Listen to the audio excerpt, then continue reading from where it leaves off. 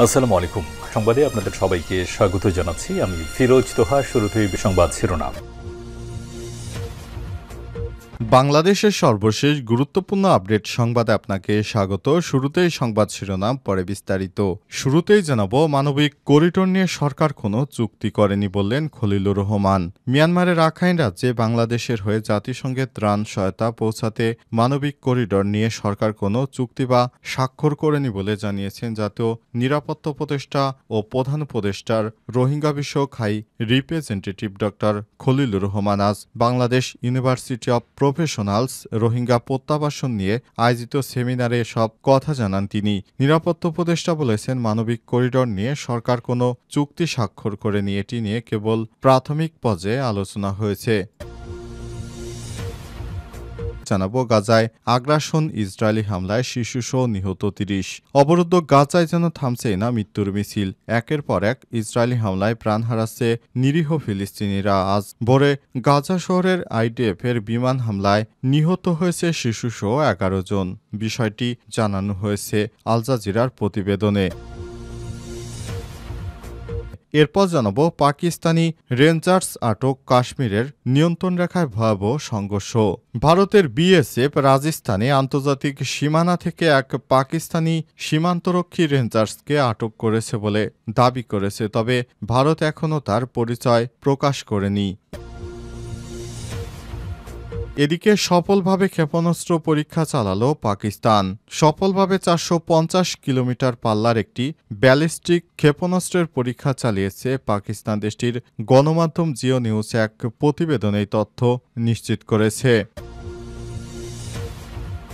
এবারে জানাবো, যুক্তরাষ্ট্রের ক্যালিফোর্নিয়ায় ছোট বিমান বিধ্বস্ত, নিহত ১। যুক্তরাষ্ট্রের দক্ষিণ ক্যালিফোর্নিয়ায় সিমি ভ্যালি এলাকায় একটি বিমান বিধ্বস্ত হয়ে একজন নিহত হয়েছে। আজ বিকেলে সিমি ভ্যালি আরাকায় এই ঘটনা ঘটে। দ্য নিউ ইয়র্ক পোস্টে বিষয়টি নিশ্চিত করেছে। প্রিয় দর্শক, এতক্ষণ শুনছিলেন সংবাদ শিরোনাম, এবারে বিস্তারিত। তবে তার আগে বন্ধুরা, অনুরোধ থাকবে এই সংবাদটিতে একটি লাইক দিন। এই চ্যানেলে আপনি নতুন হয়ে থাকলে আমাদের সংবাদটি দেখতে দেখতে চ্যানেলটি সাবস্ক্রাইব করে রাখুন। কমেন্ট করে বন্ধুরা আপনার মূল্যবান মতামত জানিয়ে দিন আপনি বিশ্বের কোন দেশ থেকে বা বাংলাদেশের কোন স্থান থেকে আমাদের সংবাদটি দেখছেন এবং শুনছেন। আর বন্ধুরা, গাজা যুদ্ধে আপনি যদি নিরীহ ফিলিস্তিনিদের ভালোবেসে থাকেন, কমেন্টে ইয়েস লিখে বিশ্ববাসীকে জানিয়ে দিন। সংবাদটি আপনার সোশ্যাল মিডিয়া ফেসবুকে বন্ধুদের মাঝে শেয়ার করে দিন, যাতে করে তারা আমাদের এই লেটেস্ট আপডেট সংবাদগুলো জানতে পারে। এবারে বিস্তারিত। ইসরায়েলি হামলায় শিশুসহ নিহত ৩০। অবরুদ্ধ গাজা উপত্যকায় যেন থামছেই না মৃত্যুর মিছিল। একের পর এক ইসরায়েলি হামলায় প্রাণ হারাচ্ছে নিরীহ ফিলিস্তিনিরা। আজ গাজা শহরে আইডিএফের বিমান হামলায় নিহত হয়েছে শিশুসহ ১১ জন।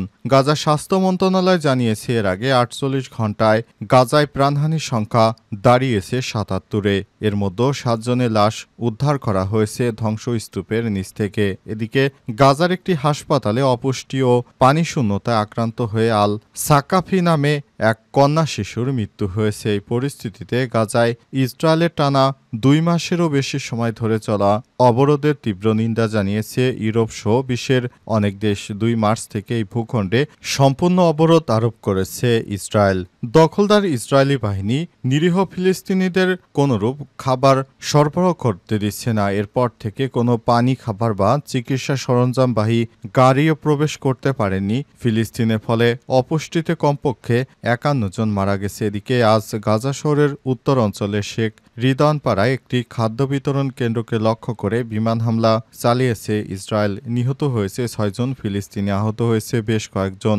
গাজা থেকে ফিলিস্তিনিদের বিতরণের জন্য খাদ্যকে অস্ত্র হিসেবে ব্যবহার করছে দখলদার ইসরায়েলি বাহিনী, এমনটাই দাবি করেছে ফিলিস্তিনের বিভিন্ন সংগঠন। সেভ দ্য চিলড্রেনের এক বিবৃতিতে জানিয়েছে, গাজার উপর অবরোধ অবিলম্বে প্রত্যাহার করে মানবিক সহায়তা প্রবেশের অনুমতি দিতে হবে। পরিস্থিতি আরও ভয়াবহ হয়ে আসছে। যুদ্ধবিরতি চুক্তির প্রথম ধাপের মেয়াদ শেষ হওয়ার পর ১৮ মার্চ থেকে নতুন করে প্রাণঘাতী হামলা শুরু করে পর্যন্ত ৩৯৬ জন মারা গেছে, আহত হয়েছে ৬,৩২৫ জন।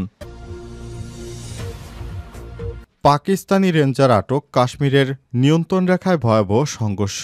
ভারতের বিএসএফ রাজস্থানের আন্তর্জাতিক সীমানা থেকে এক পাকিস্তানি সীমান্তিরক্ষী রেঞ্জার্সকে আটক করেছে বলে দাবি করেছে, তবে ভারত এখনও তার পরিচয় প্রকাশ করতে পারেনি। এদিকে পাকিস্তানি এই রেঞ্জার্সকে আটকের পর কাশ্মীর নিয়ন্ত্রণ রেখায় এলওসি পাকিস্তান ও ভারতের সেনাদের মধ্যে ভয়াবহ সংঘর্ষ হয়েছে। এটি সাম্প্রতিককালে দুই দেশের মধ্যে সবথেকে বড় সংঘর্ষ। আজ এক প্রতিবেদনে এই তথ্য জানিয়েছে ভারতের সংবাদ মাধ্যম এনডিটিভি জানায়, বিএসএফ শনিবার রাজস্থানের আন্তর্জাতিক সীমানা থেকে পাকিস্তানি রেঞ্জার্সকে আটক করেছে। এর আগে 23 April BSF constable Poonam Kumar সাহুকে আটক করে পাকিস্তান। বিএসএফের ওই কনস্টেবলকে আটক করে তাদের দেশে নিয়ে গেছে। পাঞ্জাবের ফিরোজপুর সেক্টরে কৃষকদের পাহারার দায়িত্বে ছিলেন সাহু।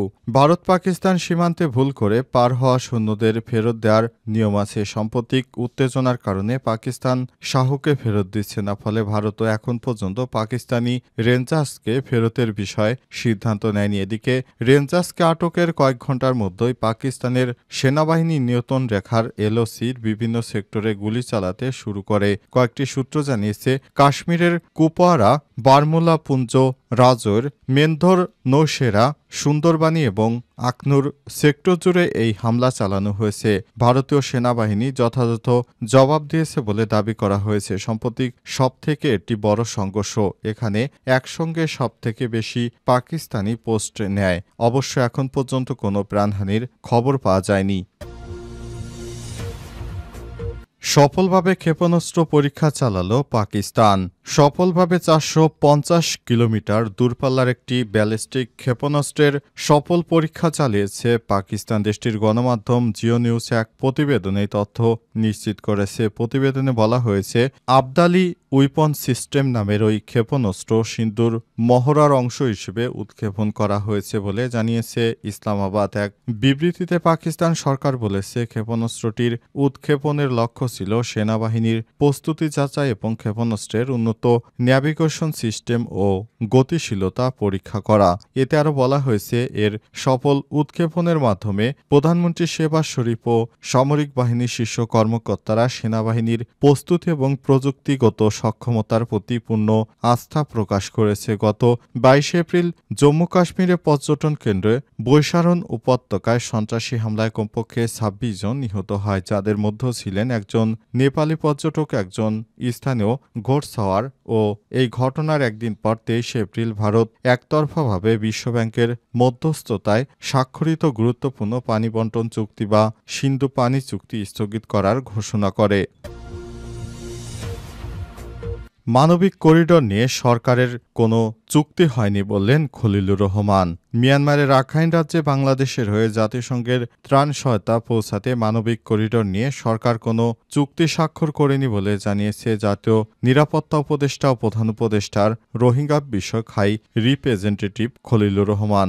আজ Bangladesh university of professionals Rohingya প্রত্যাবাসন বিষয়ে আয়োজিত সেমিনারে সব তথ্য জানান তিনি। নিরাপত্তা উপদেষ্টা আরও বলেন, মানবিক নিরাপত্তা করিডোর নিয়ে সরকারের কোনো চুক্তি স্বাক্ষর করেনি, এটি নিয়ে কেবল প্রাথমিক পর্যালোচনা হয়েছে। তিনি আরও বলেছেন, বাংলাদেশ আমেরিকা হয়ে আরাকানের প্রক্সি যুদ্ধ শুরু করেছে এমন গুজব কিছু প্রতিবেশী দেশের গণমাধ্যমে ছড়াচ্ছে, যা কখনোই কাম্য নয়। রোহিঙ্গাদের কখনোই বাংলাদেশের নাগরিকত্ব দেওয়া হবে না উল্লেখ করে খলিলুর রহমান আরও বলেছেন, যদি সেটা করা হয় তাহলে বাংলাদেশ হবে প্রতিবেশী দেশগুলোর ডাম্পিং গ্রাউন্ড। সেমিনারের পরবর্তী উপদেষ্টা তৌহিদ হোসেন বলেছেন, রোহিঙ্গাদের মতো সংকটগুলো শান্তিপূর্ণভাবে নয় বরং সংঘাতের মধ্য দিয়েই সমাধান হয়। ইতিহাস তাই বলে। এ সময় 1971 সালে বাংলাদেশের মুক্তিযুদ্ধ সহ আফ্রিকার বিভিন্ন জনগোষ্ঠীর স্বাধীনতা যুদ্ধকে উদাহরণ হিসেবে দেখান উপদেষ্টা।